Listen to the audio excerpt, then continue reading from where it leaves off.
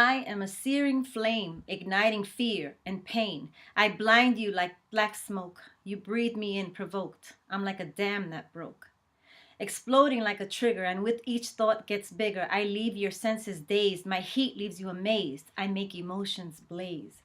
You curse, you break, you hurt, you shake, you yell, you strike, you flail, you hide behind a memory, a time when you felt small and weak, unable to fight back or speak. You raise your voice, you make a scene, the memories pour like gasoline. You play the you wish you'd been, a stronger version, sure to win. My fire has no sense of time. I transport your heart, soul, and mind right back to the scene of the crime, reliving where your hope had died. You see, I lied. From righteous anger one can learn, but fury only lives to burn, scorching all within its path, torching hate, inspiring wrath. I'm rebellious, apathetic, grief enclosed, a smoldering plague undiagnosed that's caused by stifled, canceled hope. Powerlessness sets my stage. I feel like strength, but I'm a cage. I am rage. And that is from the first section of Soul Revelation Poems, the soul wounding section. And rage is something I am very familiar with because this is how I related to people, whether it was being violent or breaking things, hurting people, hurting myself. These displays of power made me feel powerful and safe.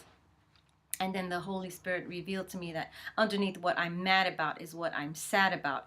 And I cried out to God because I wanted to obey him, but I felt powerless and I felt like I couldn't. And so when I brought all this pain into the light, he revealed to me that that feeling of powerlessness came from being physically and sexually abused as a child. And so now all the enemy had to do was trigger me and remind me of that powerless feeling.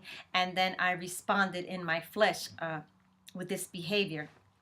And the deception behind it is that acting this way, violent and scary and intimidating, is supposed to keep me safe and protected. But the Bible says a person that can't control their anger is like a city without walls, which is completely unprotected. And when we're unprotected spiritually, there our enemy can come in and do real damage.